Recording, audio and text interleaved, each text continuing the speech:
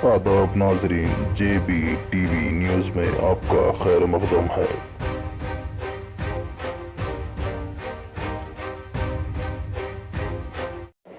अस्सलाम वालेकुम। मेरा नाम इमरान अली ख़ान है और ये मेरे भाई हैं इरफान अली ख़ान। हम दोनों survey number 148 Balapur village Balapur mandal में 3 एकड़ और 36 गुंठे के ओनर्स हैं और ये हमारे वालिद से हमको ऐसी प्रॉपर्टी है। और हमारे ताई सिराजुन्निसा बेगम ने जो कल बयान दिया था आप लोगों को, उस बयान के बारे में कुछ तफसीलात मैं आप लोगों के सामने रखना चाह रहा हूँ ताकि आप लोगों के सामने सच आ सके। ये पूरे मामलात में मेरे और मेरे तायरे भाई हैं वो जो कल हम पर हमला किए थे, और ये पूरे मामले 1-2 नहीं 11 साल से चल रहे हैं। और कुछ तफसीलात मैं आप लोगों को बताना चाहूँगा। मेरे ताया और हमारे बीच में जो ज़मीन के तनाज़े आज पैदा हुए हैं वो पहले नहीं थे। ये वो प्रोसीडिंग है जिसके तहत हमको ज़मीन आई है, जिसमें मेरे ताया को 1 एकड़ 22 गुंठे ज़मीन आई और मेरे वालिद को आई 5 एकड़ 16 गुंठे। तो आज जो तनाज़े का मौजू बना हुआ है वो 30 गुंठे। मैं उसकी थोड़ी वजाहत करना चाहूँगा आप लोगों के सामने। हमारी ताई ने कल फरमाया था आप लोगों के सामने कि उनके 2 बड़े बच्चे हैं, उनके 2 नहीं 3 बच्चे हैं, जिसका नाम एक का जो भूल गई वो है आदिल अली ख़ान। और आदिल ख़ान ये पूरे मामलात में वो शख्स है जिसकी वजह से सारे तनाज़ात पैदा हुए, और जितने भी मामले बिगड़े हैं वो आदिल ख़ान की वजह से बिगड़े हैं। हमारे ताया की सारी जायदाद बेच के खा लेने के पीछे भी आदिल ख़ान का ही हाथ है। और ये चीज़ में मैं आपको बताना चाहूँगा, जो मेरे ताया को 1 एकड़ 22 गुंठे ज़मीन आई थी, उसमें से 1 एकड़ ज़मीन उस्मान बिन साले सादी साहब जो OS स्कूल के ओनर हैं उनको बेची गई।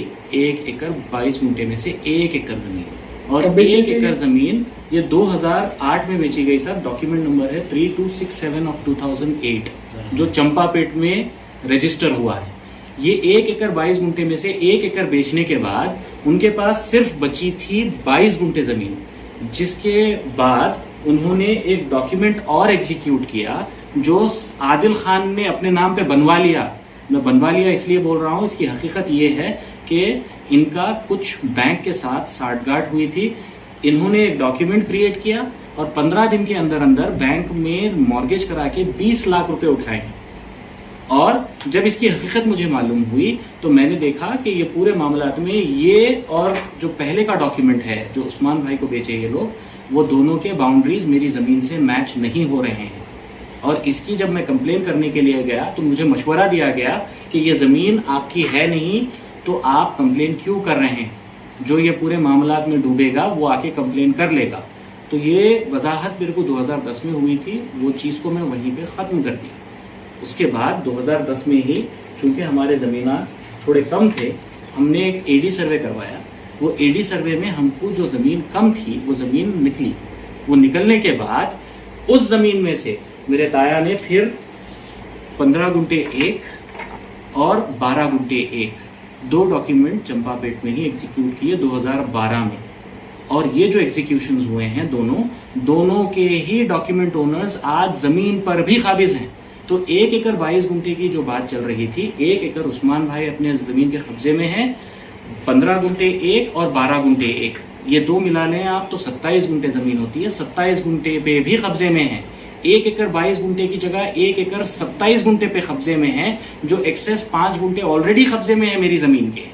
उसके बावजूद आज मुझसे मुतालबा किया जा रहा है कि 2010 का जो डॉक्यूमेंट 30 गुंठे का था वो ज़मीन मैं मेरी ज़मीन में से उनको दूं, जो मेरे हिसाब से नाइंसाफ़ी है।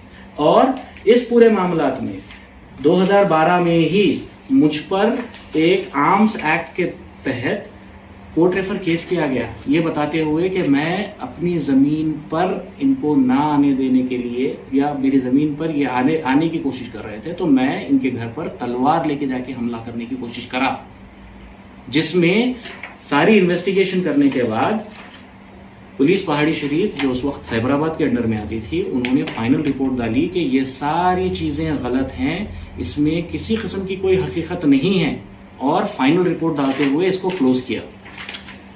उसके बाद 2012 में जब इन्होंने ये देखा कि इनके हाथ कुछ नहीं आ रहा है, क्योंकि जितना इनके हक का था ये बेच चुके हैं, उसके बावजूद लालच की लालच की वजह से बाकी के 30 गुंठे के पीछे जो थे ये, उन्होंने एक केस डाला मुझ पे 2014 में, जिसमें ये कहा कि ये पूरे मामलात मेरे और उनके बीच में तनाज़ा सिर्फ 30 गुंठे का है, जिसका क्लेम उन्होंने किया था 2014 के एक सूट के जरिए, जिसमें कोर्ट ने उनके और मेरे पेपर्स दोनों देखते हुए ये जजमेंट दिया जो 2015 का है, जो मैं आपके सामने रखूंगा।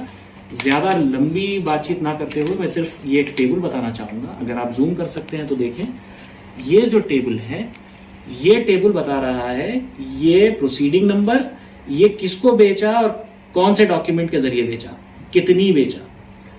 उस्मान भाई को 1 एकड़, आदिल खान के नाम पे गिफ्ट है 30 गुंठे, जाबिर मसूद जो आबिद मसूद साहब के बेटे हैं उनके नाम पे है 15 गुंठे, और हबीब अल अदरूस जिनके नाम पे है 12 गुंठे, तो 2 एकड़ 17 गुंठे। तो कोर्ट कह रहा है कि 1 एकड़ 22 गुंठे जो जमीन आई थी आपको, आपने 2 एकड़ 17 गुंठे बेच दी है, और 35 गुंठे जमीन आपने एक्सेस रजिस्ट्री करवाई है। तो कोर्ट आगे कह रहा है, जिसकी वजाहत मैंने यहां पर की है, कोर्ट यहां पर कह रहा है, जो अंडरलाइन मैंने किया है, कि आपने 35 गुंठे जमीन ऐसी एग्जीक्यूट की है जो मौजूद ही नहीं है, जो पेपर से और ग्राउंड पे दोनों जगह मुमकिन नहीं है। ये वजाहत 2015 की हो चुकी थी। उसके बाद म्युनिसिपल में मिसरिप्रेजेंटेशंस करते हुए 2019 में इन्होंने एक डोर नंबर लिया, वही 30 गुंठे पे, जिसकी इत्तला मुझको मिलने के बाद मैंने म्युनिसिपल में उसके ऑब्जेक्शंस डाले और ये इल्तिजा की कि वो ऑब्जेक्शन के नतीजे में वो डोर नंबर कैंसिल हो। 1.5 साल म्युनिसिपल में फिरने के बावजूद म्युनिसिपल ने वो डोर नंबर्स कैंसिल ना किए, जिसके बाद मैंने हाई कोर्ट में एक रिट पिटिशन फाइल की, जिसमें हाई कोर्ट ने उन डोर नंबर्स को ऑलरेडी सस्पेंड कर दिया है। तो कोर्ट में हार चुके हैं, ये म्युनिसिपल के डोर नंबर्स सस्पेंड हो चुके हैं।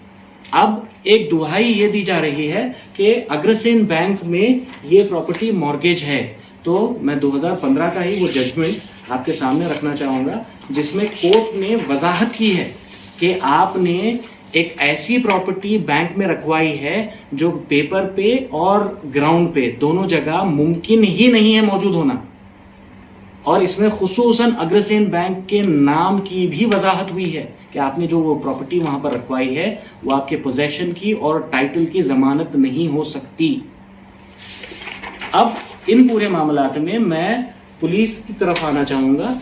पुलिस की तरफ इस वजाहत से आना चाहूँगा कि 2019 में ऐसे ही एक्सटॉर्शन और ब्लैकमेलिंग के मेरी तरफ मामले आ रहे थे। ये लोगों को मेरे पास भेज रहे थे कि भाई 50 लाख दे दो और अपना मामला हमसे क्लियर करवा लो, 70 लाख दे दो अपना मामला क्लियर करवा लो, नहीं तो आपकी ज़मीन पे लिटिगेशन डाल देंगे। कौन बोल रहे थे? ये पूरे मामलात में जो लोग आ रहे थे उनका ख्वाब था कि हमको इतने दे दो, आपके वो मामले को हम क्लियर करवा देंगे।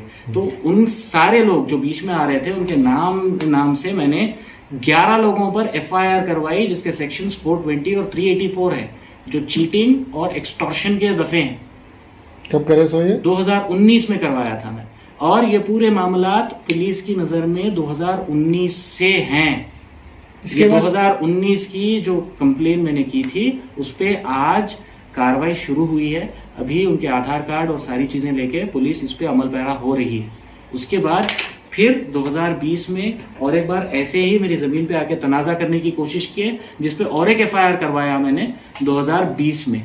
उसके बाद कल का जो वाक़या हुआ है, उस वाक़या के ताल्लुक से मैं आपके सामने ये वजाहत करना चाहूँगा कि उनका जो तनाज़ा है 30 फीट का, जो कोर्ट में हार चुके हैं, अगर मैं उसका तनाज़ा फिर भी जो कोर्ट में हार चुके हैं उसको भी नज़रअंदाज करते हुए मानूं, तो वो तनाज़ा सिर्फ 30 फीट का है, और मेरी जो आज गेट लग रही है वो करीब 80 फीट दूर है। आपकी 30 फीट के तनाज़े पे आप उस पर कायम रहते हुए अगर वहां कुछ करते तो फिर मैं समझ सकता था। जो गेट मेरी 80 फीट दूर लग रही है उसको आके गिराना, दीवारें तोड़ना, लोगों को जदोकोब करना, उनको मारना पीटना, जान से मार देने की धमकी देना, 25-25, 30-30 लोगों को लेकर घर घुस जाना, और ये पूरे मामलात में जितनी गाड़ियां वहां ठहरी थी उनको सारों को तोड़ देना, ये दंगे करना नहीं तो क्या है। 4 या 5 लोग वहां पर हैं, 5 लोगों को देखकर 25-30 लोग आ जाना, और इतना मुनज़्ज़म तरीके से ये चीज़ को आप अंजाम दे रहे हैं कि आपने देखा कि वहाँ पर सीसीटीवी कैमरेज लगे हुए हैं, तो आप छोटी मस्जिद के पास जाते हैं जहाँ पे ट्रांसफार्मर है, वहाँ से पूरे एरिया का करंट बंद करते हैं। आप बंद करने के बाद आप 25-30 लोगों के लेके मेरे पास हमला करते हैं, और हमले में अंधेरे में कौन किसको मार रहा नहीं दिख रहा है, और आप जख्मी होते हैं तो पुलिस स्टेशन जाके बोलते हैं कि आपको कॉम्प्रोमाइज के लिए बुलाया गया। मैं इसकी और एक वजाहत कर देता हूं आपके पास कि इसी सिलसिले में कल दोपहर में करीब 3:45 का वक्त था। ये लोग करीब 20 से 25 लोग पहली दफा मेरी जमीन पर आए थे, और जो गेट लग रहा था उस गेट को गिराए, दीवारें तोड़ी। तब किसी किस्म की कोई मारपीट हमारी तरफ से ना हो, इसकी वजाहत मैंने अपने छोटे भाई को कर रखी थी। मैंने इनको बोला था कि वहां पर ये पूरे मामलात में उनकी शरारत सिर्फ इसलिए है ताकि अपने ऊपर बदनामी आए, और ये पूरे मामलात में मैंने भाई को बोल रखा था कि लड़ाई हमारी तरफ से नहीं होनी चाहिए, अपने आप को किसी भी किस्म से गुस्से में आने मत दो, पीछे रहो। भाई ने उस वक्त कुछ नहीं किया। मैं वीडियो भी है जो आपके साथ शेयर करना चाहूंगा, मैं बताता हूं आपको वो वीडियो, जिसमें उनकी वालदा का बोलना है कि हमने उनको कॉम्प्रोमाइज के लिए बुलाया। आप वो वीडियो सुनिए जिसमें वो लोग हमारे ऊपर हमला करने के लिए माँ बहन की गालियां दे रहे हैं, और जाते हुए बोल के जा रहे हैं कि पिछवाड़े में दम है तो तू गेट लगा के बता, और आज हमसे बोला जा रहा है कि आप कॉम्प्रोमाइज के लिए बुला कर मारे। और ये पूरे मामलात आपको मैं वीडियो शेयर करता हूं, आप देखिए, आपको खुद अल्लाह ताला ने अक्ल सलीम दी है, आप उस पर तय करें कि क्या सच है और क्या झूठ। और जहां तक बात है शाम की, जब ये 4 बजे का वाकया हुआ, मैं पुलिस स्टेशन गया था। पुलिस स्टेशन जाने के बाद मैंने हयूम साहब जो वहां पर मौजूद थे, हयूम साहब को एक कंप्लेन ऑलरेडी दे दी थी अपने सारे पेपर्स लगाते हुए, और ये चीज़ की खुसूसन बात बताई थी कि ये चीज़ में ये लोग ऐसे आके 20-20, 25-25 लोग हमला कर रहे हैं साहब। तो हयूम साहब ने फरमाया कि ये पूरे मामलात में आप अपने पेपर्स और कंप्लेन छोड़ जाइए अभी, क्योंकि आज शिवरात्रि है, कुछ और भी कंप्लेन्स आई हैं, मैं उनको एड्रेस करता हूँ, उसके बाद आपके पास आता हूँ। कौन सा हयूम साहब कौन से पीएस से? पहाड़ी शरीफ पुलिस स्टेशन से। तो हम ये पूरे मामलात में अपनी कंप्लेन दिए और वापस आ गए। वापस आने के बाद जो जो चीज़ें टूटी थी उनका फ़ोटोज़ लिए, और वो फ़ोटोज़ लेने के बाद हमने हमारा काम फिर शुरू करवाया। शुरू करवाने के बाद करीब रात में 9:30 बजे, क्योंकि हम वापस आए थे, हमको इस चीज़ का फिर अंदेशा था, हमने सीसीटीवी कैमरेज लगवा दिए। रात में 9:30 बजे ये पूरे मामलात में अपने आप को बचाने के लिए पहले एरिया की लाइट बंद करवाई गई ताकि सीसीटीवी कैमरे में ना आ सके, और लाइट बंद करवाने के बाद 25 से 30 लोग मिलकर हमला करते हैं हम पे, और हमला करने के बाद अंधेरे में कौन किसको मारा नहीं मालूम है। हमारे हाथ को मेरा तायरा भाई लग गया, मेरे छोटे भाई और मैं दोनों ने मिलकर उसको गाड़ी में लिया और वहां से निकल गए सीधा पुलिस स्टेशन के लिए। जब हम पहाड़ी पुलिस स्टेशन के करीब पहुंचे तो वहां कुछ लोगों का मजमा देखा, तो हम लोगों ने सोचा कि शायद वही लोग हैं। वहां से सीधा वनस्थलीपुरम एसीपी ऑफिस गए। वनस्थलीपुरम एसीपी ऑफिस में एसीपी साहब नहीं थे, तो मैंने ये मैसेज कर दिया था एसीपी साहब को कि साहब ये पूरे मामलात में ऐसा ऐसा दोपहर के साथ मेरा वाकया हुआ है, और मैंने कंप्लेन दी है हयूम साहब को, और ये मामलात में हयूम साहब आने से पहले ये चीज़ फिर एक बार शाम में हुई है। मैंने जो लोग हमला किए थे उसमें से एक बंदे को पकड़ लिया है, और वो हथियार जो लेकर आया था, वो आयरन रॉड जो था उसके हाथ का, वो अपने पास रखा है। ये पूरे मामलात में मैं इसको पहाड़ी शरीफ पुलिस स्टेशन में ऐसे लोग मौजूद थे, मैंने वहाँ पर नहीं जा पाया, तो मैं सीधा इनको पुलिस स्टेशन बालापुर के हवाले कर रहा हूँ। ये वजाहत करते हुए मैंने उनको मैसेज किया और वज़ारत अली खान को बालापुर पुलिस स्टेशन के हवाले किया, जहाँ पर सीआई भास्कर साहब मौजूद थे। उन्होंने पहाड़ी शरीफ पुलिस स्टेशन से रब्ता पैदा करते हुए मुझे और वज़ारत अली खान को अपनी कार में पहाड़ी शरीफ पुलिस स्टेशन भेज के पहाड़ी शरीफ पुलिस स्टेशन के हवाले किया, जहाँ पर मेरी कंप्लेन पर FIR दर्ज होने का तयख्खुन मुझे दिया गया है, और मुझे MLC के पेपर पे साइन करके MLC के लिए उस्मानिया हॉस्पिटल भेज दिया गया। ये पूरे मामलात में मेरी गलती सिर्फ इतनी ही है कि मैं आज तक भी अपने ख़ानदान के और अपने खून के नाम को बदनाम नहीं करने के लिए खामोश रहा। इससे हट के मेरी दूसरी गलती नहीं है। जहाँ जहाँ मुमकिन हो सकती थी कंप्लेन मैंने की है, जहाँ जहाँ से मुझे ऑर्डर्स मिल सकते थे मैंने ऑर्डर्स लिए हैं, जहाँ जहाँ जो मेरे से मुमकिन हो सकता है मैंने किया है। उसके बावजूद जो इल्ज़ामात लगाए जा रहे हैं कि नाजायज़ कब्ज़ा, नाजायज़ कंस्ट्रक्शन, नाजायज कंस्ट्रक्शन की जो बात हो रही है, आप देख सकते हैं इस ताल्लुक से ये लोगों के ऑब्जेक्शंस पर बाज़ाब्ता लीगल ओपिनियन लिया गया कंस्ट्रक्शन के लिए। लीगल ओपिनियन लेने के बाद हाई कोर्ट के जो गवर्नमेंट लीडर हैं जीएचएमसी के, उनके लीगल ओपिनियन के बाद मुझे असेसमेंट परमिशंस दिए गए। उसके बाद मैं कंस्ट्रक्शन का काम जो अब सिर्फ बाउंड्री का है वो करवा रहा हूं। बिल्डिंग परमिशन के लिए मैं फिर जाऊंगा बल्दिया। अभी तो मेरा सिर्फ बाउंड्री वॉल का कंस्ट्रक्शन चल रहा है। और मैं पूछना चाहूंगा ये पूरे मामलात में उन महकमों से जो आज ये चीज सुनकर भी खामोश हैं कि इन पर एक्शन कौन लेगा और कब लेगा। अगर कल जो गेट गिराने की कोशिश हुई है वो गेट इतनी भारी है, एक उसका जो पट है, एक तरफ का जो हिस्सा है वो करीब 450 से 500 किलो का है।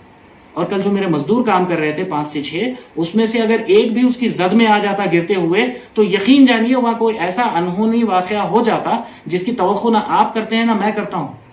और मैं नहीं चाहूंगा कि ऐसा कोई वाकया किसी के साथ भी हो। अगर वो पट किसी एक पर गिर जाता या वो गेट किसी 1, 2, 3 पे गिर जाती तो वो कल 2 या 3 लाशें निकलती वहां से। तो मैं गुजारिश करना चाहूंगा कि इस पूरे मामले में जितना जल्दी हो सके उतना सख्त से सख्त कदम लिया जाए। और मैं एसीपी साहब, डीसीपी साहब और कमिश्नर साहब से गुजारिश कर रहा हूं कि ये पूरे मामलात में इनकी जितनी कार्रवाई अब तक हुई हैं एफआईआर के बमुजिब, जितनी इन पे एफआईआर हुई हैं उन पे थोड़ी नजरसानी करें और जल्द अज जल्द उनके ऊपर इसकी कार्रवाई करें। और कल का जो वाकया हुआ है आपके सामने सारे पेपर्स और कल के वाकयात मैं रोशनी में लाया हूं। आपको अल्लाह रब्बुल इज़्ज़त ने अक्ल सलीम दी है, आप लोग फैसला करें। इसमें अगर मैंने कहीं गलती की है, कहीं कोई कोताही की है, किसी को पकड़कर मारा है तो आप मुझे बताएं। अगर मेरा मारने का इरादा होता तो कल वो मेरे तायरे भाई को जिसको हमने पकड़ के पुलिस के हवाले किया है, शायद उसको पुलिस के हवाले नहीं करते। हमारी ज़मीन पे जब उन्हें हमारे कंट्रोल में आ गया था, हमारे कब्जे में आ गया था, उसको वहीं में मारते हम पुलिस स्टेशन लेके आके उसको पुलिस के हवाले क्यों करते। कल जो आप कंप्लेंट दी है जी, तो इसके ऊपर अभी तक पुलिस की तरफ से कोई रिस्पॉन्स आया आपको? नहीं, अभी तक तो नहीं आया है। कल रात में मुझे एमएलसी के लिए भेजा गया था। मेरा एमएलसी जब हुआ तो करीबन सुबह के 5:30-6 बज रहे थे।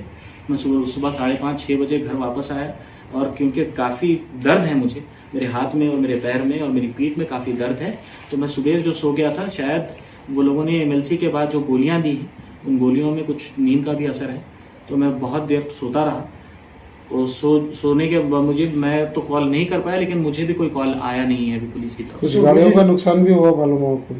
बेइंतहा गाड़ियों का नुकसान हुआ साहब। आप अगर जाकर मेरी साइट देखें तो आपको पता चलेगा ये पूरे मामलात में न सिर्फ अटेम्प्ट टू मर्डर है ये, बल्कि एक किस्म से जो राइट्स बोलते हैं या जिसको बोलते हैं दंगे करना, ये दंगों की शक्ल थी कल रात में। अगर आप देखते तो बोलते 25 से 30 लोग हाथ में लकड़ियां, लोहे के रॉड्स, तलवारें, जो इरकल कत्ती बोलते हैं, जो कुछ इस तरह की होती है, जिससे अक्सर आप देखे होंगे धनगर जो होते हैं, जो बकरी चराने वाले होते हैं, टोटल कितने गाड़ी काटते हैं? कार 2 थे सब और ज्यादातर बाइक थी क्योंकि अंधेरा था, किसी का नंबर हम देख नहीं सके। और ये पूरे चीज़ों में हमने 2 या 3 की शनाख्त की है, जिसकी इत्तला हमने पुलिस को कर दी है, जिसमें एक विजारत अली खान है, एक फिरासत अली खान है और एक मोहम्मद इमरान करके लड़का है, जो वहीं पे इनके साथ ही अक्सर हर चीज़ में मौजूद रहता है, जो ना हमारे ख़ानदान का है ना कुछ काम करता है। और इसमें और एक वजाहत मैं ये करना चाहूँगा, कल उनकी वालदा ने कहा कि फिरासत अली खान क्या काम करते हैं, तो फरमाया कि कुछ नहीं। मैं उसकी वजाहत करना चाहूँगा कि फिरासत अली खान बाउंसर हैं। फिरासत अली खान क्लब्स में बाउंसर का काम करते हैं, जिसकी वजह से उनके जहन में बस गया है कि ताकत से कुछ भी हासिल किया जा सकता है, लिहाजा हमला करो, हमला करने से हर चीज हासिल हो जाती है। जैसा आपका कहना है कि 2019, 2020, 2021 कंटिन्यू 3 साल से आप पुलिस स्टेशन में कंप्लेंट दे रहे हैं जी, मगर पुलिस क्यों काहेरी कर रही इसके ऊपर?